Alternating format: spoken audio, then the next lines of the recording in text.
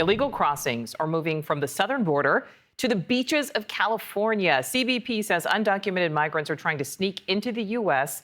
by boat via the Pacific Ocean. Cartels, which are still at the center of human smuggling, are luring people in by calling it safe, but in many instances, people are dying in dangerous conditions. And border correspondent Allie Bradley is live for us from San Diego with this new development. So, Allie, what more are you learning? Yeah, hey, Nichole. So just imagine that you spend $70,000 to sneak your family of four into the United States illegally, only to be left with that family in complete shambles after the Panga vessel that you were on tipped over when it came up to the shore in San Diego. That's exactly what Customs and Border Protection are saying happened to one family out of East India. The mother is the only one coherent today. The father is in a coma. He is not expected to survive. Their 10-year-old son, he drowned. And a 14-year-old daughter, she still has not been recovered. They were among 16 others on that boat. Now, the average at Border Patrol has seen people pay is around $18,000 per person. Agents say some are paying up to $25,000 to take this route, as the southern border is essentially locked down. And smugglers are selling these illegal immigrants a bag of goods, saying evading on the water, it's a surefire way to get into the U.S. under a hard-nosed Trump administration. Take a listen.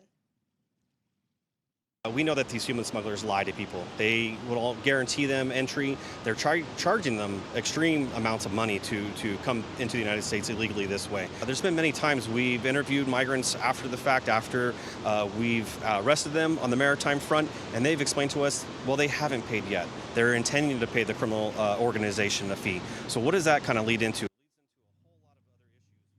Pretty much on the hook for life there with the cartel. And despite the danger, smugglers are finding success along California's coast.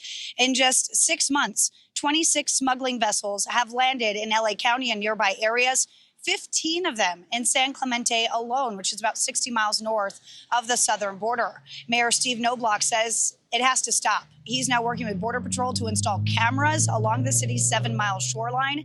The city council previously pushed back, but he says he's hopeful this time with federal partnerships and funding that it'll move forward. Take a listen to what he had to say. It's always a concern that they can get past the entities to the south, the border security, and come up here. But it's getting better. Every week, more people are being deployed in the south, more technology is being employed. People want change, people want protection. They want to make sure that illegal people that are coming here with nefarious purposes are not allowed to come here. It's that simple. It's not exotic, it's not rocket science, it's simple crime and safety, law and order, and people who shouldn't be here. And unfortunately, the people that come are connected generally with cartels. They're making big money on human trafficking, on drugs, and other types of crime, and it's problematic.